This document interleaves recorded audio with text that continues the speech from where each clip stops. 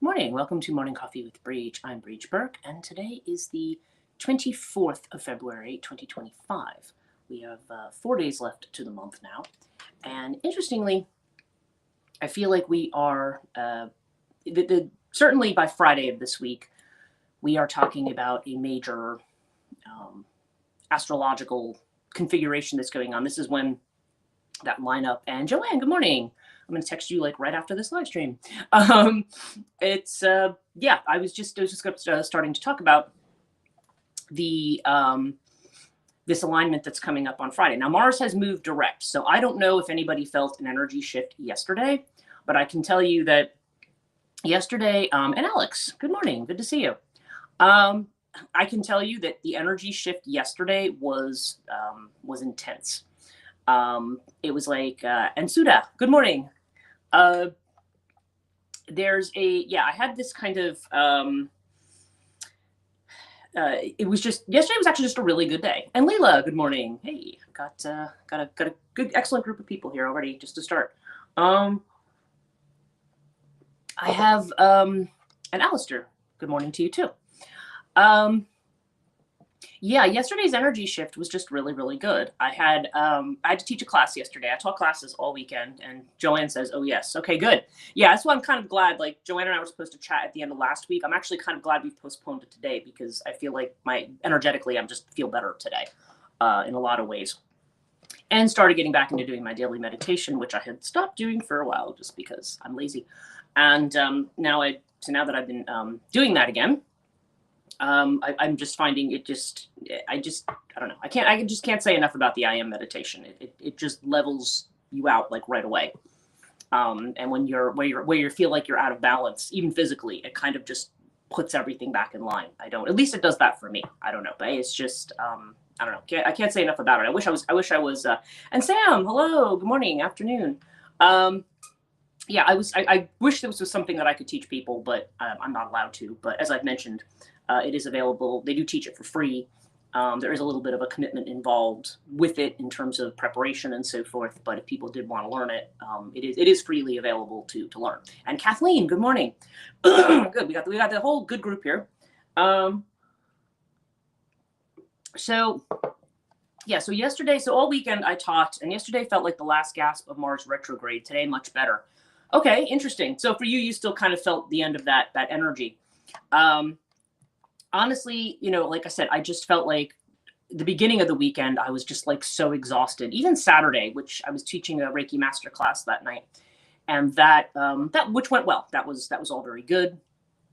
And I had a reading before that, and then it was. But I just felt like this heavy. It's like, okay, as soon as I'm done with the things I'm supposed to do, it's just like I just want to crash out. And yesterday was actually quite good. I had to teach Reiki 1, and I was so delighted to discover that the 2 students that I had, I saw the names. Karena had sent me the names, and I was like, wait, where have I seen these 2 names together before? And I realized that they were the 2 students I had known from when I used to work at the Rock Box in Morristown, Jess and Erica. I was like, oh my goodness, the 2 of them have such a great energy that I was so happy that these were going to be my Reiki 1 students. And we had a blast. We had a great time. And the energy just in the store was so good yesterday. And it just seemed like it was like bringing more people in and stuff, which is good because Karena really needs that. The town of Milford is kind of tucked away. In fact, I think Erica was saying to me that her mother was like, there's no such place as Milford, New Jersey. Like everyone thinks it's in Pennsylvania. But no, there is a Milford, New Jersey. And it's right on the river, the Delaware River. So that was just kind of interesting. But the energy was just so good yesterday. And it's not often that I say that. Oftentimes it's like a mixed bag, of things. But it just felt really, really good. And the kind of messages I got this morning, people know me, know my routine. I wake up, talk to my guides. We're kind of like, good, like try to continue this energy because, we start astrologically, as I was saying at the beginning, we're moving into this kind of roller coaster energy that could bring some surprises, which can, like I said, whether we view those as positive or negative, it's kind of like we have to kind of pull them up or down. we kind of, they can make us feel, depending on our response to the situation, depending on what new information comes in, how that personally affects us, obviously will affect what our reactions are to certain things.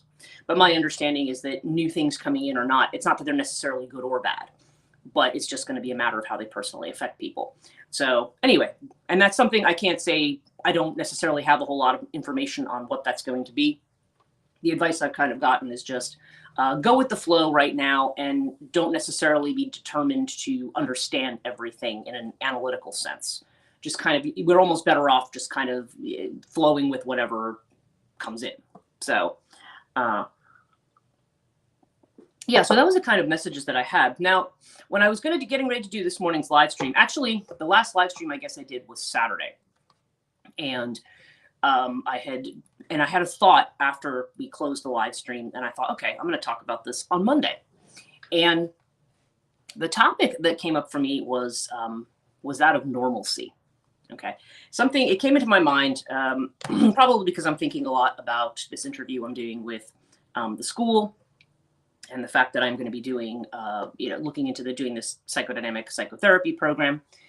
And in doing that, I've been thinking a lot about object relations, and also the training that I've had in object relations theory, which was back in the 90s. I mean, it's a long time ago that I took those classes with Dr. Dorothy Austin, who, as an administrator, she was lacking sorely. Of course, everybody in psychology and religion in that theological school was lacking sorely. Like, all of them were not terribly interested in what their students were doing when it came to the actual a thesis writing, dissertation writing, stuff like that. So I know she got kicked out of the school because she wasn't keeping up her end, but the guy who kicked her out is actually even worse than she is about that kind of stuff. So anyway, she kind of vanished. She was between Harvard and Drew. And I remember a class I took with her. This is what popped into my head. There was a class that I had taken with Dorothy, and it was, I took several classes with her on Erik Erikson, on thinkers in psychology and religion. So we did Freud and all of the Freudian analysts that are kind of connected into that theory. I think the only thing we really didn't do in that class was Lacanian theory. We looked at Jungian theory. And of course, we looked at Erikson's developmental psych, because that was the thing she was an expert in. And I think it might have been the class I'd taken with her on Erikson, because I know she did a specific class on him. And there was a guy in the class. I remember this. Now, you have to remember, just for background and context, I was not a theological student. In other words, I was not going for a ministry degree, but I was in a school, I was doing religion, I was in a school with a lot of other ministers, because that's the way Drew did it at the time. Now I think they have something entirely called the Graduate Division of Religion, which is supposed to encompass everything. But in my experience, they're really just focused on the minister students. They're not really interested in people who are doing something outside of that, even though they will tell you in their promotional materials that they are. So that's what I've often said. If you're not specifically going to become some kind of Protestant minister, like, don't waste your time with Drew, Drew's Graduate Division of Religion, because the people there are not going to be interested. And I found that out. But when I got my doctorate, that's why I did it in the other school, because I had a much better experience there. So anyway, little administrative traumas aside. What had happened when we took this class, I remember there was a guy in the class. He was one of the students, one of the ministerial students. Okay. And Dorothy was talking about the different kinds of certain types of crises that people go through, and the kind of things that people would think about, and so forth. And this guy raised his hand. He's like, yeah, but okay. He's like, but nobody thinks like this. He's like, this is not, nobody. And I remember she always does that. She does her kind of therapist thing. She goes, oh, really? Mm-hmm. Yeah. Mm-hmm. Yeah, tell me more. No, keep talking. Tell me more. And he's like, and he was talking about, well, yeah, but normal people think this and they think that. And she goes, She goes, okay, so what you're saying is that this is really what people think. And she kind of kept going on and grading him. And then she goes, oh, so in other words, everybody's supposed to be like you. And he went, no, that's not what I mean. She goes, but isn't it? Isn't that what you're telling me? That if you're a normal person, you think like me. He's like, yeah, everybody's supposed to think like you, and that's going to make you normal. Right? And it's kind of funny because Normal is a peculiar word. When we think about normalcy, especially when you talk about kind of group behaviors in humanity, when humanity, or let's just not even say humanity as a whole. I mean, it does seem to be a trait of human psychology, but when people are confronted with something that challenges their narrative or their worldview, you can react in different ways. You can either try to understand it and maybe research it and, try to learn something about it, or you can see it as a threat to your environment and, oh, no, I'm, this is bad, evil, wrong, othering, outsiding. We know that a lot of that goes on. We know that a lot of that's going on right now. And this was a topic that also had come up in class yesterday. But it was, the thing is, and typically anything that's other tends to fall in the category of that which doesn't neatly fit into what I'm going to call a black and white category. And I don't necessarily mean that in terms of race. I mean that in terms of this is either a good thing or it's a bad thing. It's either this way or this way. It can't be both of those things. You have to pick and choose. It's got to be one way or the other. And the thing is, true normalcy, okay, if we really want to get to it, and now maybe you would say to me, well, Brigid, maybe this is your experience and not somebody else's, and that could be a fair critique, but it seems to me that what's normal for somebody, and something that you learn the more you get to hear different people's viewpoints on things, is it's a matter of that there's a lot of layering of perceptions here that we have about what is, what should be the ideal. When I'm trying to live the life that I'm going to feel part of my community, and this is part of it too. That what's going to keep me from being isolated, from being on the outside. What is normal? Okay. Another word you might think about is conventional wisdom. Conventional wisdom is another phrase. And I was always reminded that Aleister Crowley's phrase, it was actually part of a longer thing where he said, right and wrong are fashions like women's hats. And of course, this was in the late 1800s, early 1900s that he said this. So, but that's kind of what it is. Like what is considered right and wrong? What are the ethics of a society? What are the ethics of a community? And even beyond ethics, what do people feel that the appropriate social role is for you? Because I was looking at a whole lot of stuff around, like, okay, at my age, I get all these things that will show up in my feed about what it's not. Once a woman is over 50, what's not appropriate for her to wear, and how her hair should be, how this and that. To which generally I just kind of go, well, anyway, I generally don't have very kind words for people who put those articles out, and I find most of them hypocritical because a lot of them are fashion designers who totally don't do that. So these older women who are fashion designers, and so it's just this idea of what is normal, what's going to make you socially approved of. Now, mind you, we technically live in a society where we can do whatever we want. Okay, in theory, we can identify whatever we want. There's supposed to be a certain freedom to how we express ourselves, but yet that freedom ends up being curtailed. And Joanne says, "Oh my God, yes, so annoying." Yeah. Oh yeah, I know. Yeah, you've probably seen those as well. And it's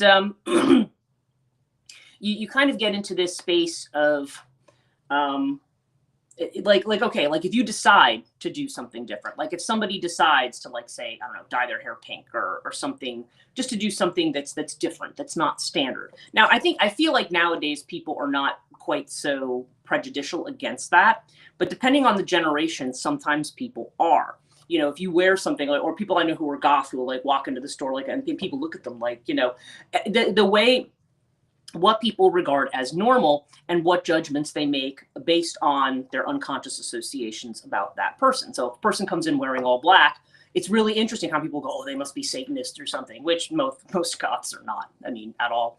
But it's funny. There's an automatic association that we make, like a kind of judgment that is made at the surface about you and what type of a person you are based on things like, how you look, how you wear your hair, how you might talk to people. And a lot of this, and again, this is something that is often, I'm going to say it's something very unconscious. It's something that we consider. There's a philosophical, a Latin phrase called a priori, and a priori literally means like going before.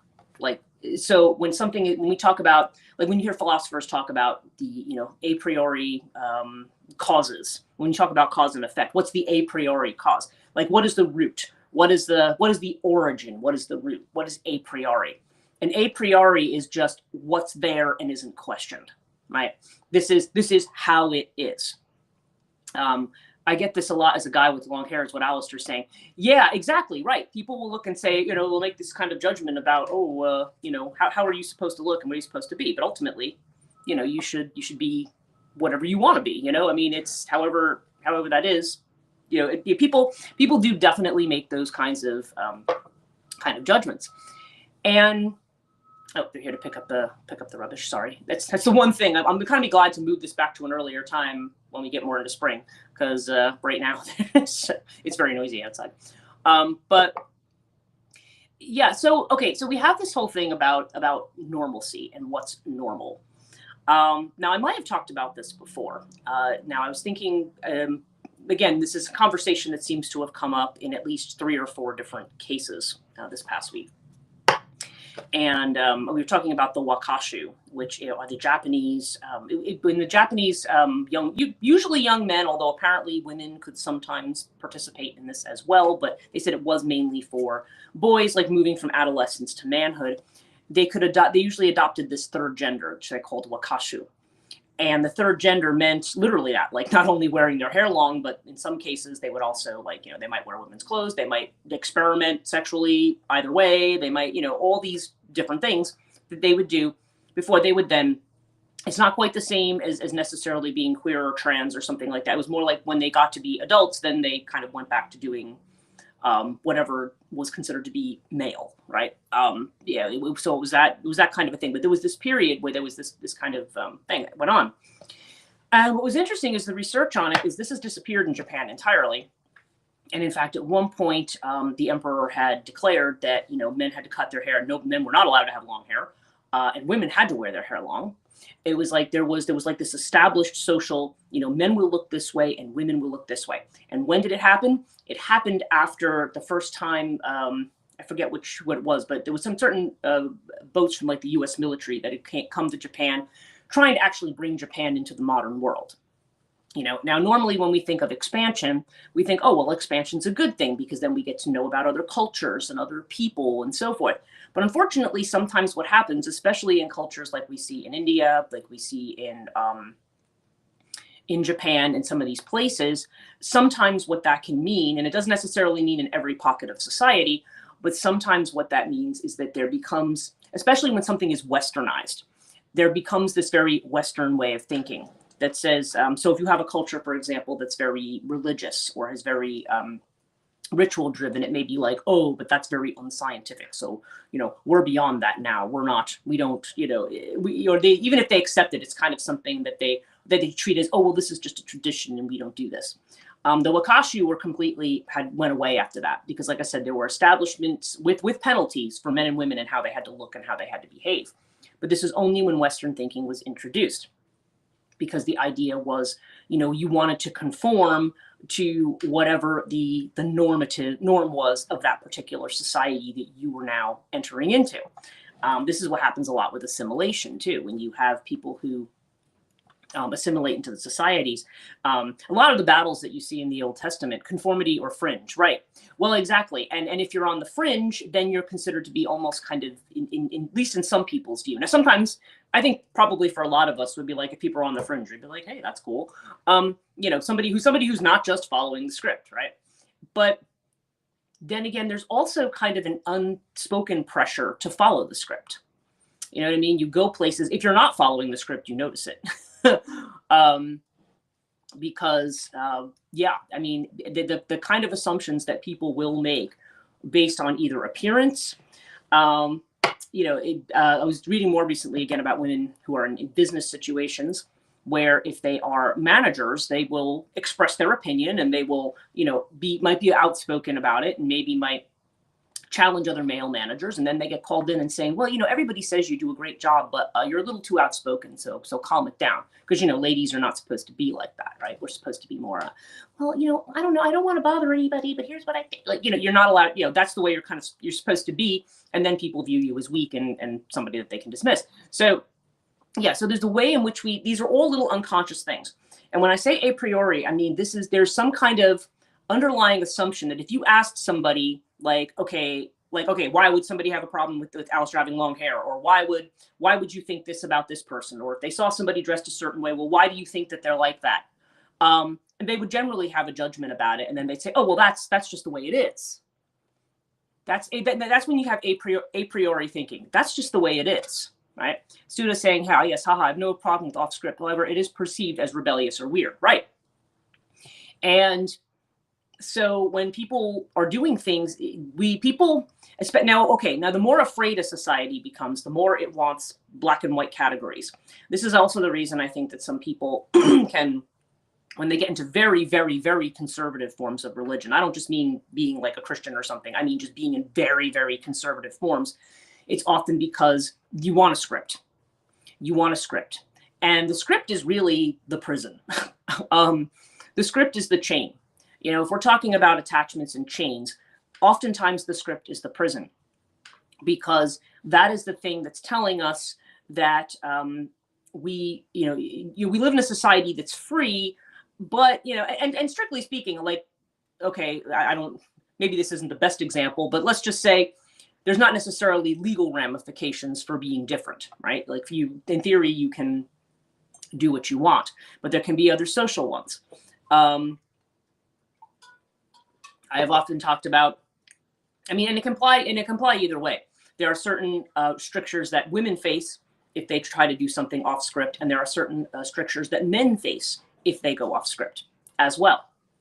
In fact, Maeve, my novella Maeve, talks about that to some degree. It does talk about it in kind of an extreme, but it does actually address that issue of what it means to go off script in a probably very dramatic way, but with fiction, oftentimes you're just trying to make a point. So so when you're somebody who lives a free life, and interestingly, even if you are doing that and you're not necessarily doing anything that people might regard outwardly as too outrageous, like, let's just say you don't necessarily dress that weird, or maybe your hair is like a color that people consider to be quote unquote normal, or whatever. It's interesting because sometimes still people will look at you like, it's almost like there's something in the aura of somebody who is free that people either gravitate towards it or they're repelled by it. Like, oh, you can't do that. You have to do the same thing that everybody else does, because otherwise it's threatening if there's something, because my worldview says that everybody is like this. Okay. And this is what I think Dorothy was trying to point out to this guy. Like, why do you think everybody is like you? We make that assumption too in terms of relationship. I think a lot of times relationships there's miscommunications and mess ups because people think, well, if I, in other words, such something happens, there's some kind of an interaction, and one person interprets the interaction one way and the other another way, depending on what their assumptions are. A lot of times, now again, I'm not trying to stereotype or overly generalize here. This is more just by way of example. But a lot of times you'll have women. We were talking about the sex drive in men and women, and we were talking about, speaking of Brigid, seriously. Thank you, Alex. Sex drive in men often comes from the root chakra, the Muladhara, which is where where those, say more, you have my attention. That's okay. So we'll say it then. It's right. So men tend to be viewed as being more physically driven. Okay. Now again, I realize that's not always true, but that's kind of the perception, that because their root of their energy is in the pelvic root, it's in that area. So a lot of times when men get into a relationship, there's a physical drive. Okay. Alex says people decide they don't like you just because of that. You feel different to them. Yes, well, that's true. So with women, the root of a woman's drive is in the Svadhisthana, which is the sacral chakra. Okay. And that's where your, like, the womb is. That's where the uterus is, those kind of organs. It's a matter of where those organs are in your body. And so because this more associated with the womb, I think I was thinking about this when I was thinking about the different Japanese energy centers teaching Reiki again. That the center that's associated with the sacral chakra has a lot to do with like, the root has to do with structure, and it has to do with our ideas of strength. This one, interestingly, we always think of the sacral as being connected to fire because it's usually orange in color. Instead, in Japanese thinking, it's connected to water, because it has to do with that more, the idea of being a vessel, of being a receiver. And it kind of makes sense if you think about it in that feminine sense, the idea that that's the area of the womb. And so oftentimes when people get into relationships, initially there's that projection drive that makes people get attracted to each other. And then, now if we're talking about a heterosexual relationship, I imagine there's a dynamics that can be similar in homosexual relationships too. I mean, or even in gender fluid relationships. Somewhere this dynamic is going to exist in some fashion, and it may vary.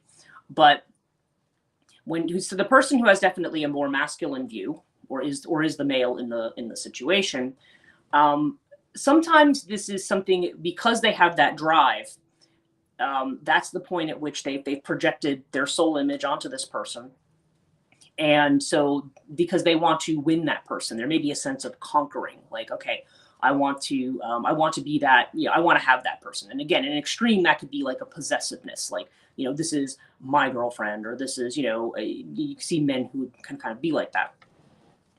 And, and, it's interesting because I remember I grew up with the idea that possessiveness was like a great thing, right? That was part of the script. Well, of course, that means you're desirable, right? If you look at the old commercials and stuff and you watch it now and you're just kind of like, ew, like, you need to do everything you can to be there for somebody's viewing pleasure, right? And people, still, I think, fall into that trap where people feel like, oh, I have to filter myself or change my look or do this, or because I'm not going to be accepted by people. People will judge my appearance because I don't fit this standard or that one. Wait, are you saying that the conformity extinguishes the flame? Possibly. So, okay, so you have this, conformity to thing. Okay, well, I'll finish the thought, and then maybe that'll make a little bit of sense in terms of what you're asking there. So with women, because it's being driven from that area, oftentimes you will even see this in teenage girls, which is, in retrospect, that's really kind of amusing. But if you think about girls who were raised to like play with dolls and, playhouse and do things like that, which was not a thing that boys did, right? And again, I'm being completely stereotypical here. We're not suggesting that this is the way everybody's life is and that this is the way all boys, girls, men, women, people who are considered themselves gender fluid, that this is the way that their lives were, okay? But there's certainly that perception that women, the girls were geared more towards domestic sphere, right? You'll see that, I think Kate was talking about in her talk at the ISFM on Santa Muerte about the public sphere versus the domestic sphere. Men were in the public sphere, women are in the domestic sphere, okay? So you're not supposed to be public, you're supposed to be a little bit more hidden, right? So there's these different ideas. And that a woman, of course, is supposed to, be attractive because, I don't know, you're supposed to be, accessory like furniture. I don't know. But it's not, look, I understand. When you are attracted to somebody, there's a physical component to it, right? There's something in that person's physical looks or appearance that draws you to them. So no gainsaying that. There's often there's a physical component to it. And I'm not saying there shouldn't be. But when they say, well, that's not the only component to a relationship. Yeah, in other words, if the physical part is the means to an end, then you don't really have a relationship, right? With women, there tends to be more of this, that's why women are often more family associated. Remember I said the collective feminine has to do with the community rather than the individual. And men are more focused on, or are kind of raised with the mentality of, well, you're supposed to grow up and be this and rise up in that and be ambitious in this. You're supposed to have a family, but that's just more like the box you check. It's not, it's how you're continuing the family line or but it's not quite the same way that women view it. women see it as like, okay, we're a family, so we're together and we do things, not, oh, the husband's off doing his thing and then the rest of us are kind of just here and the woman's like just tending to the house or whatever. But it's funny how unconsciously, now if you say some of those ideas out loud today, they sound ridiculous. It just sounds like, you know, although there's some people who, I don't know, I think for some people that's a kink, to be honest with you. Especially the whole trad wife thing. I think it's a, you know, because those women are really not doing what an actual housewife would do. It's more like they've got the au pair to take care of the kids, and now they're making artisan bread in the kitchen, you know, with their little flowery dress or whatever. And it's like, yeah, that's a kink. But you know, and it has nothing to do with what being a real traditional wife is. It's more like a role that kind of like playing house. You know, it's just you're doing it in your 20s.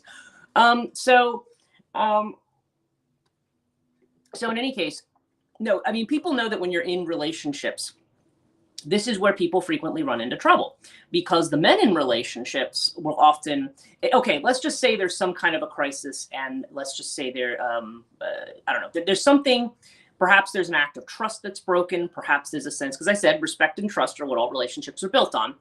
Or if somebody, let's just say it's the wife who feels disrespected or doesn't feel heard in some way, and then she wants to go to her husband and talk about it. And the husband's just like, I don't want to talk about this. Like, why are we talking about this? Like, you know, because, you know, it's to sit around and talk about your emotions is sappy or whatever. You know, we don't do that. Or even if they want to connect, sometimes they just literally don't know what to do. They're like, okay, well, tell me what to say. You know, what am I supposed to say here to make you feel better and go away? You know, because it becomes more about fixing it. Okay, well, what's the thing? It's structural, right? What's the thing that I have to build or structure here? What is the thing I have to do? Whereas the woman's like, no, it's not really about that. I want to be respected. I want to be heard. And unfortunately, the way that the dynamic has been set up in the normative culture is it tends to put, bringing in the message today. This is just what it is. And I'm hardly the first or last person to talk about it.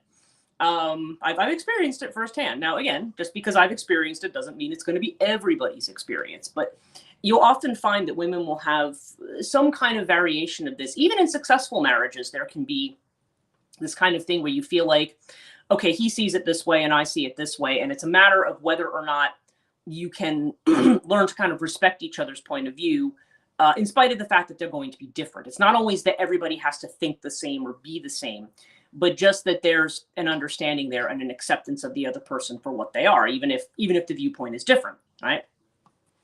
But again, there can be control dynamics in relationships, right? You know, when do people feel like, and a lot of times men unconsciously are made to feel like they're supposed to be the one in control of the relationship. Even if in their mind, they're like, well, I think men and women should be equal. I think that's stupid. Even if they think that way, okay? Even if they consciously think that way, there's something in the social normative drive that I find that it kind of still moves in that direction anyway. And it's not always about an outright hostility. Sometimes it's passive aggression. But right. And I'll tell you one thing I found in relationships over the years is part of the reason that I don't get involved in too many of them is because a lot of times when men meet me, like they're interested, like, you know, me, I'm a much more intellectual person, right? I tend to, you know, I mean, I went got a doctorate. I have all this stuff. I tend to be more intellectual in the way that I approach things. I mean, I also try to approach things intuitively and empathically and so forth. And I think sometimes men find that interesting, right? But then it's like when they want to get in a relationship, what inevitably I find happens is it becomes, okay, we're in a relationship now, and now you need to learn how to keep quiet. You need to learn to know that you're not, you know, you can't try to make yourself my better. I've actually been told that. You can't make yourself my better, to which I have the response you might expect from me to that. But, you know, in other words, and even, you know, like it's an embarrassment that you're that intelligent because now I look like I'm stupid or something. And it's like, no, you don't look like you're stupid. You're being stupid right now. But, you know, it's not, you know what I mean? And this is not any current situation. I'm not, you know, kind of with any, you know, and again, this is why people, that's another thing too. It's another non-normative thing. People are like, why are you not in a relationship? I'm like, why do I need to be in one? I mean, yeah, there's times it would be nice to be in a relationship, but at the same time, I'm like, there's also something really nice to being independent as well. I don't know. You know, if I believe my own astrology, then that may change in the future. But in the moment, it's just like, but my feeling is like, look, you know, if I'm going to be in a relationship with somebody, I want it to be one, not somebody who's like, oh, you might come across as smarter than me, so you need to tone it down.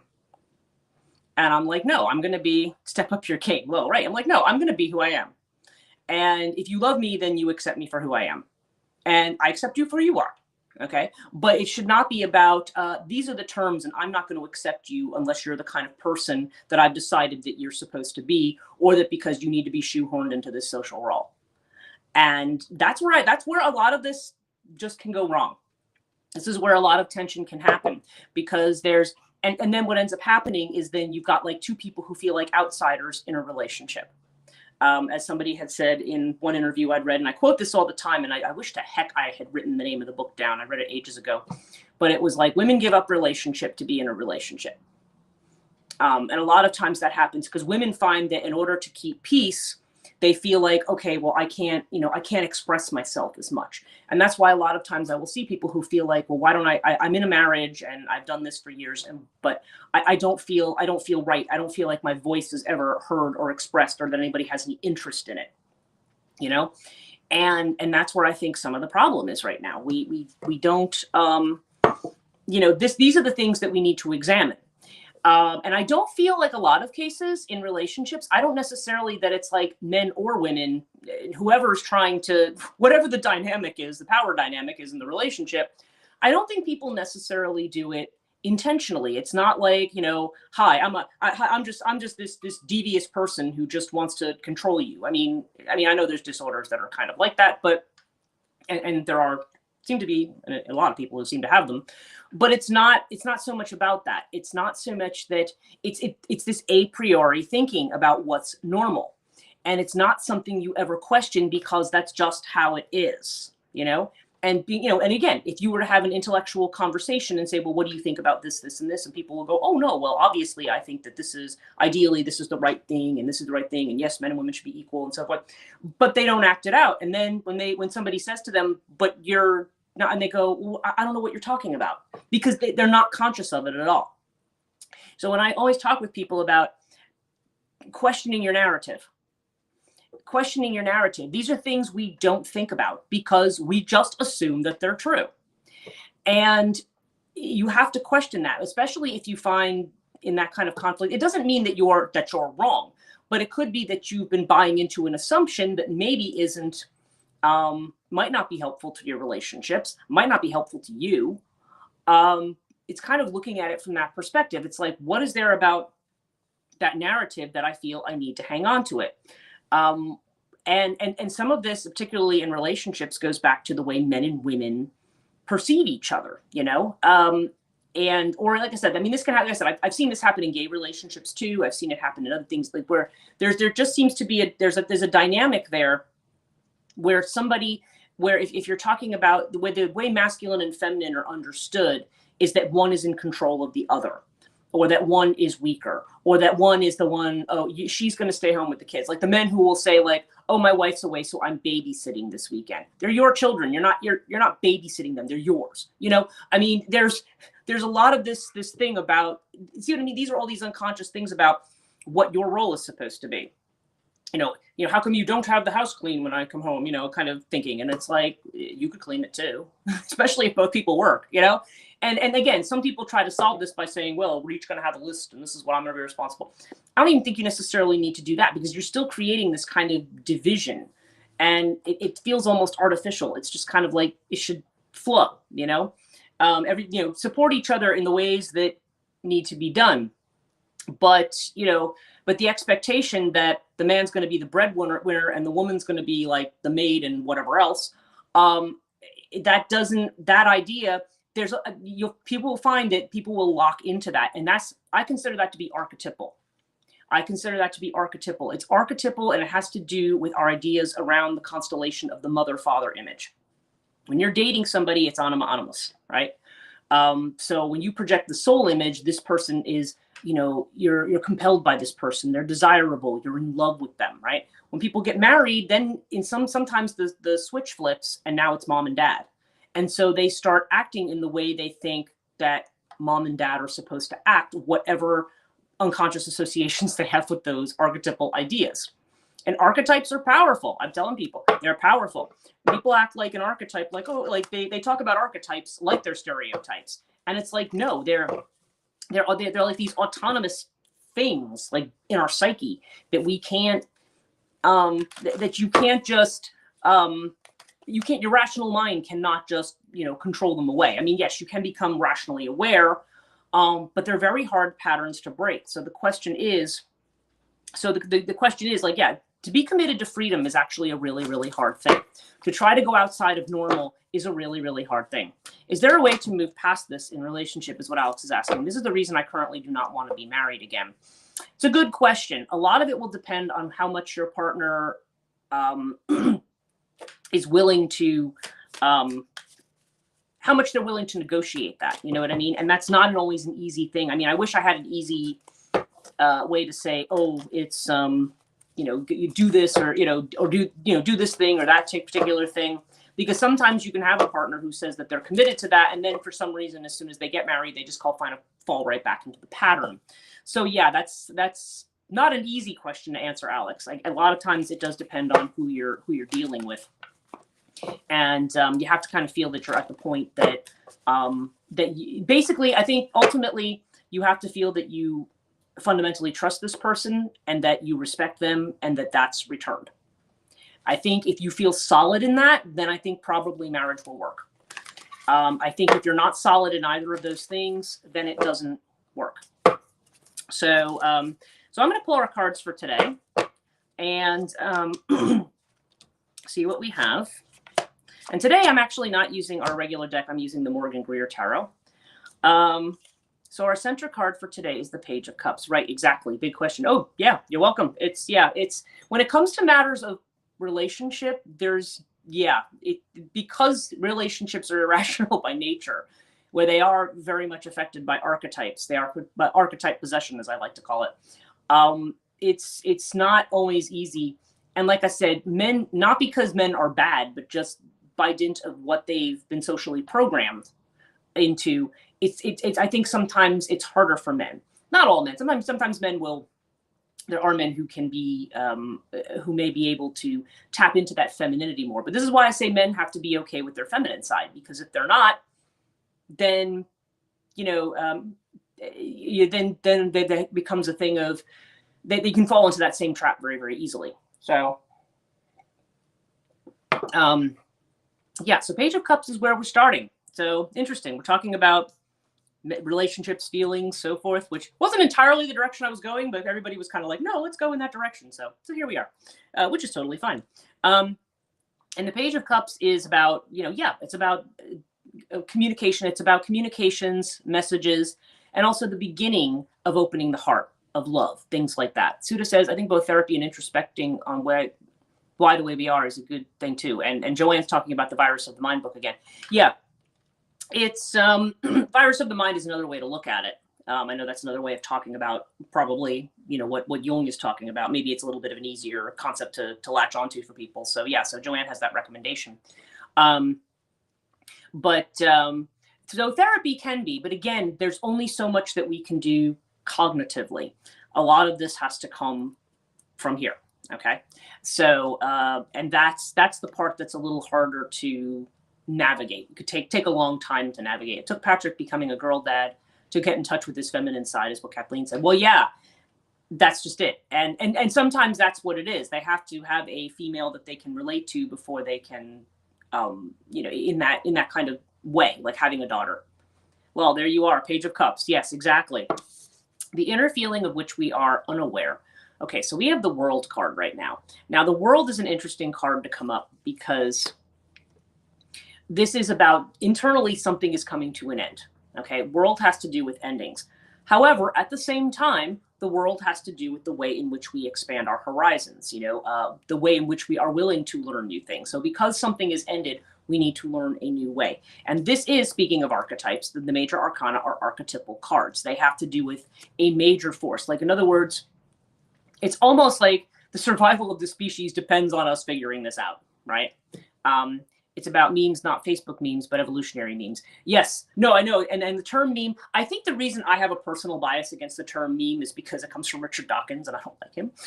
but I understand what you're saying, and I know that that book, yeah, probably provides a way of explaining it in that way that would be very helpful. So yeah, the whole idea of memes in that kind of I know exactly what you're talking about. So this is it. So the external feeling of which we are aware, 8 of Wands. Okay, this is interesting. I'm getting this card a lot for people lately, and it has to do with change that happens very, very suddenly. People, when we're on a threshold, we have all kinds of reactions to being on a threshold. Even if we want to embrace change, even if we know like change is the best freaking thing for me right now, it's at the same time, all of the logistics of change can make us feel overwhelmed, and that's when we withdraw from people. We get cranky with people. I was talking to somebody recently having to do with having a teenager who just suddenly all of a sudden out of nowhere went into this phase of I'm not talking to mom and dad, I'm only texting them, and I'm hiding in my room, and so they of course get very, very concerned. And I was thinking, oh yeah, I remember doing that at like 12, and probably even younger than 12, maybe 11. But it's a shift. Some of it is chemical, to be honest. Some of it is chemical. But I said, yeah, you're on the threshold. You're realizing, I think this person was a little bit of an older teen, that they have to like make decisions if they're going to go to college or what they're going to do with themselves, and how are they going to fit into the social norm. And that creates a whole lot of anxiety. And sometimes it just makes us want to pull away and encounter whatever that is that's going on in that space. It's interesting. So we have the Queen of Cups. Queen of Cups is a great card as a thing. This is definitely the card of the receiver, of opening up to that feminine energy. And the Queen of Cups is in control of her emotions, but not in the way that the King of Cups is. She's in control in the sense that she has an open heart and she does not let her emotions get kind of ruffled. She's able to kind of act as that kind of vessel, that very, very strongly feminine energy that needs to mature. We need to mature from like the page to the queen, right? But again, that's not something we can control rationally, because again, we're talking about control. It has to be something that works through, and a lot of times people don't like to do that work. First of all, because it's not work that follows a linear progression. You can't say like, well, I started working on my heart 6 months ago, and now my heart is better. Like you can't. It doesn't always work like that. You could start out being a lot better, and then all of a sudden, all this other stuff could come up. You know what I mean? It's not linear. It can be a little bit messy. It can bring up memories maybe that we don't want to think about, because oftentimes this relationship stuff is also tied to family and our experiences and all other kinds of stuff. But ultimately, this is about being willing to receive, I think. Being willing to receive.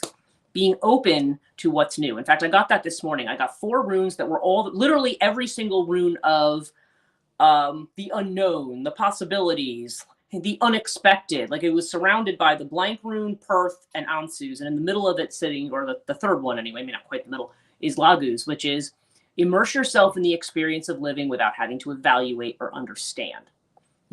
Just understanding that something's going on and that it feels a certain way, and tuning into the feeling of something, rather than necessarily, we can analyze things. Analysis is one way to approach things that give us anxiety. But what might be called for here more is going more deeply, again, into the heart space. And ultimately, we have the Hanged Man, which is Pisces energy. But the Hanged Man is about what we give up, what we let go of. There needs to be a constant process of kind of letting go and moving and getting in with the flow. A lot of times when we have dynamics that say, I have to be, either I have to do things a certain way, or I have to be this to this person, or I have to take this on from this, things, when we start taking these things on because we feel that is normal, or that's what's going to make us appear normal or make us appear to be a good team player in the community, that's when we start to have anxiety, and we start to have depression, and you start to have people, withdrawal and pulling away in a negative sense. So, but that said, it's not necessarily an easy thing to do, because you know, we could be aware of that and be committed to our growth. That's the positive side of consciousness. But kind of the negative side of it is just kind of like, okay, we just kind of got to flow into whatever's happening, you know? So there's a lot here around, around the heart space. However, with a lot of the social shifts that are going on, that could actually be the upshot of the stuff that's going on this year astrologically, is maybe we're going to move into a place that's going to be more about the heart. That's why I feel like we're in Dwapara and not in Kali Yuga. I feel like it's like we're going to be moving because Treta Yuga has to do with opening the heart space. And so it's almost like telling us, okay, you've got to get the heart involved now. You've had the ambition, you've had the technology, you've had this, and now we kind of want to spread out to that. So yeah, let's just do the look at the gateway cards here. I'm just going to pull one. I know we're over time, but we'll just do. I feel like I want to do one more, and then we'll end for the day. And I will be back tomorrow, but not Wednesday. So here we go. You guys will laugh. Trust your intuition. That's the card that came up. I could not make this up. Trusting your intuition. And let me just read to you what she says from that. Sorry, a little coffee. Universe wants you to know your intuition is the vehicle for messages from spirit. If in the past you followed your instincts and later it seemed to be the wrong move, don't let that keep you from trusting your intuition now. Often with the perspective of time, the things that seem like mistakes were actually your best experiences. Know that there are spiritual guides, allies, angels surrounding you. As you open up to your intuition, you will sense their loving presence and profound messages. So, and I would also add to that, opening up to whatever if you're not, what your inner messages might be telling you as well, because we all have that kind of inner connection. I think the Japanese call it shinki, and boom chakalaka. There you go. Exactly. There it is. That seems to be the message. Right now, intuition is going to get us a lot farther and heart opening rather than, because there's a lot of moving pieces to stuff right now. And I just think we're not going to understand it all right now. But certainly I think our ideas of normal are going to be uprooted. And they need to, I think, because when that's kind of the Eight of Cups energy. When something is stale and staying in one place for too long, you kind of got to walk on from it. At some point, you have to say, okay, maybe this was appropriate for a particular time. It's not really appropriate to where we're going. And you have to be willing to walk away from that. That's also the Hangman energy too. Like let's be willing to not to hang on to things that we have accepted as a priori. So that's me for today. We're 7 minutes over, but that's okay. I hope you guys enjoyed it. Found this interesting, enlightening. Hope anybody on catch up watching it later finds it interesting, enlightening. I hope all of you guys have a great day. Joanne and I will be texting you right after this live stream. And yeah, everybody, like I said, have a good day. And where are we at Monday? Yeah, beginning of the week. Have a good week. And I will talk to you guys tomorrow.